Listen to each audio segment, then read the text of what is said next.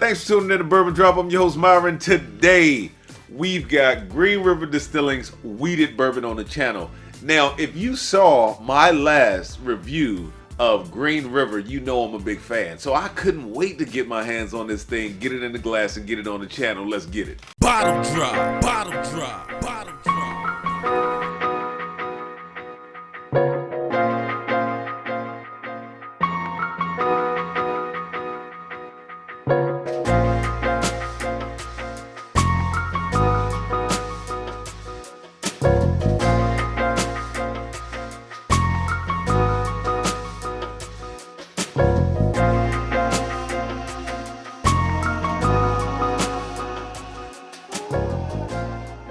Before we get started, if you guys can hit the like button, leave a comment, hit the subscribe button, hit the bell notification so you always get a notification when these videos drop, I'd appreciate it. It helps me out, tremendously. Anyway, if you notice anything different, like maybe levels being different, that is because this is my second time shooting a video. Somehow, I deleted the video for Green River. Now, thankfully, the intro I shot separately, but the video for the full review got deleted. So this is my second time shooting the video. Anyway, let's get into the bourbon.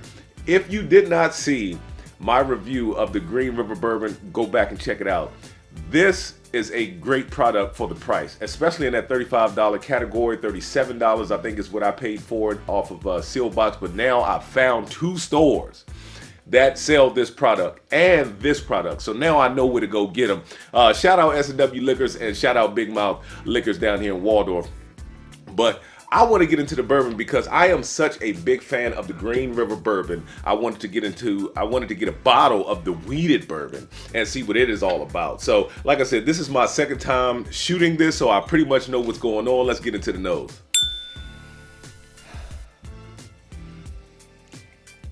It's got that weeded funk, man. It's got that weeded funk that I like. It's got a little bit of citrus in it.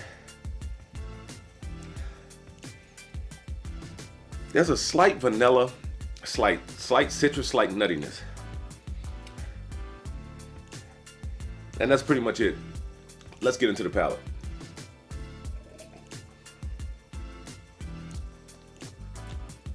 It's got a really good mouthfeel. It gets a little thin on the back. The mouthfeel is good. Like I said, just along the back, it gets a little thin. It's got a lot of honey in it. It's got a really prominent honey note. That citrus does transfer over. There's not a lot of char. There's just a little bit of char across the back, and that's pretty much it. Let's get into the nose one more time.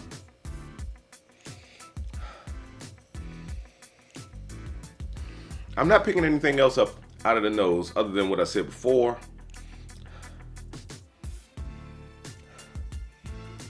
Yeah, still a little bit of a citrus note, a little bit of a nuttiness. Just that, yeah, just a light. It's a very light, delicate nose. Let's get back into the palate. On the second sip, more of that citrus and more of that nuttiness come out, but it is very enjoyable. It does not get thinner. The mouthfeel is still there. Like I said, it's just a little thing going across the mid to the back of the palate, but it is very enjoyable. Let's get into the breakdown. So, you know that I'm a big fan of Green River, period. So I am not trying to let that sway my opinion on the breakdown.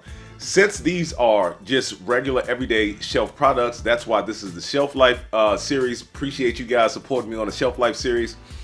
We're going to say love it, like it, or leave it. I like it a lot. I like it a lot. I like it enough to where if I see it in the store, I am going to pick up a bottle. I'm not going to say that I'm picking up multiples, but I do like it. Is it worth over retail? This is their everyday shelfer. This is not a limited release. This is just their weeded release, and that is just their regular regular rye release. So I wouldn't say I'd pay over retail. The price comes in at $38.99, so that's pretty much 39 bucks. If you see it for 40, a dollar or two, I really don't consider really paying over retail because of the variation in price from state to state anyway. So if I saw it for 40 bucks, yes, I'd still go pick it up. anywhere like $45, $50, no, I'm not picking that up. Would I give it to a new bourbon drinker? Of course. I mean, it comes in at 90 proof, so it's not like it's gonna tear your face off once you put it in the glass for a new bourbon drinker. It drinks very delicate. It is very easy to drink. It goes down very well. The mouthfeel is pretty good. So I think I would give this to a new bourbon drinker, and they would enjoy it. Will it always be on the bar? It will always be on the bar. The same way I talk about the Green River Bourbon's regular mash bill with the corn, rye, and malted barley.